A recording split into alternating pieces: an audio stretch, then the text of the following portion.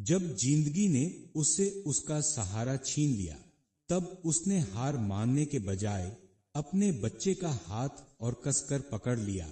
यह कहानी है एक ऐसी मां की जिसने आंसू छिपाकर अपने बेटे के सपनों को जिंदा रखा। नमस्कार दोस्तों, आप देख रहे हैं सिटी ऑफ स्टोरी। आज हम आपके लिए एक ऐसी भावनात्मक और प्रेरणादायक कहानी लेकर आए हैं जो एक मां के संघर्ष, हिम्मत और विश्वास की ताकत को दर्शाती है। यह कहानी हमें सिखाती है कि मुश्किल हालात भी उस इंसान को नहीं रोक सकते जिसके इरादे मजबूत हों। तो आइए बिना देर किए शुरू करते हैं आज की कहानी। तो आइए चलिए कहानी शुरू करते हैं। गांव के किनारे एक छोटा सा कच्चा घर था। उसी घर में सावित्री अपने पति रमेश और बेटे राहुल के साथ रहती थी। जिंदगी साधारण थी लेकिन खुशियों से भरी थी। रमेश खेतों में मजदूरी करता था और सावित्री घर संभालती थी। पैसे कम थे मगर संतोष था। शाम को तीनों एक साथ बैठकर खाना खाते, हंसी मजाक करते और भविष्य के सपने देखते। लेकिन एक दिन ऐसा आया जिसने सब बदल दिया। बरसात के मौसम में खेत में काम करते समय रमेश की तबीयत अचानक बिगड़ गई। इलाज के लिए शहर ले जाया गया लेकिन वह वापस घर नहीं लौट पाया। उस दिन सावित्री की दुनिया उजड़ गई। गांव वालों ने सहानुभूति जताई, रिश्तेदार आए और चले गए, लेकिन जिम्मेदारी वहीं रह गई सावित्री के कंधों पर। राहुल तब सिर्फ 10 साल का था। उसे समझ नहीं आता था कि पिताजी अब क्यों नहीं लौटेंगे। वह रात में मां से लिपटकर रोता और पूछता, मां पिताजी कब आएंगे।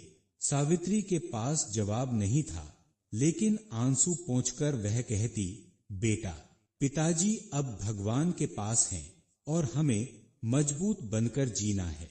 दिन बीतने लगे, घर का खर्च चलाना मुश्किल हो गया। सावित्री ने गांव के घरों में काम करना शुरू किया।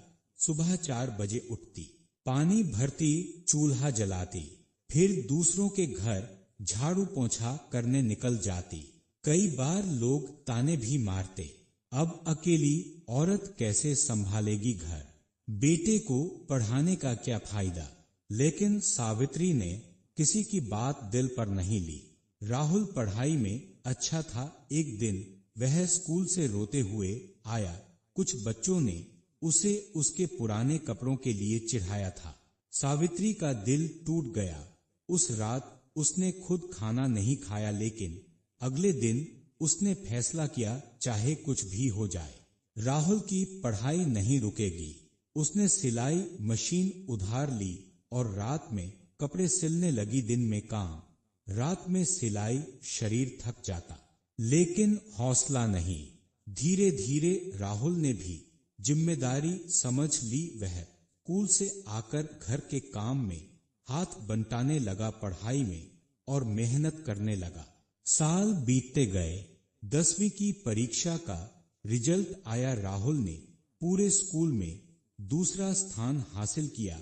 प्रधानाचार्य खुद घर आकर सावित्री को बधाई देने आए। गांव के वही लोग जो पहले ताने मारते थे अब कहने लगे, सावित्री ने सच में कमाल कर दिया।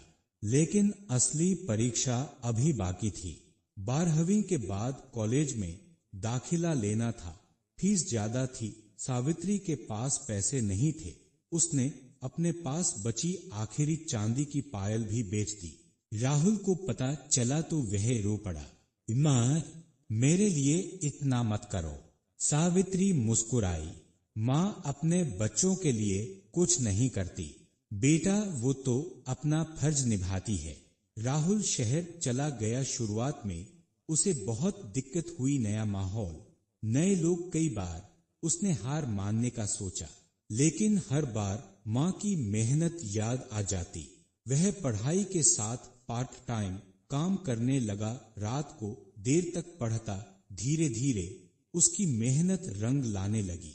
सालों की तपस्या के बाद उसे एक अच्छी नौकरी मिल गई।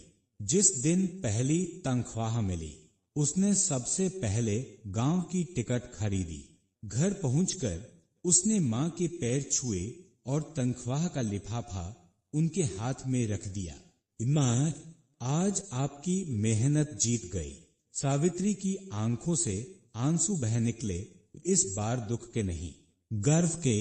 कुछ महीनों बाद राहुल ने पक्का घर बनवाया, मां के लिए नई सिलाई मशीन खरीदी, लेकिन इस बार काम करने के लिए नहीं, याद के तौर पर।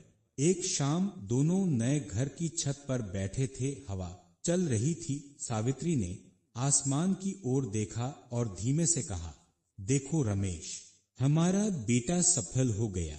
राहुल ने मां का हाथ पकड़ लिया। उस दिन सावित्री ने महसूस किया कि संघर्ष भले लंबा था, लेकिन उसका फल मीठा था। कहानी का संदेश, जिंदगी में कठिनाइयां आती हैं, लेकिन अगर इरादा मजबूत हो और विश्वास कायम रहे तो हर अंधेरी रात के बाद सुबह जरूर होती है। अगर आपको यह कहानी अच्छी लगी हो तो लाइक और सब्सक्राइब जरूर करें। अगली कहानी किस विषय पर होनी चाहिए, कमेंट में जरूर बताएं।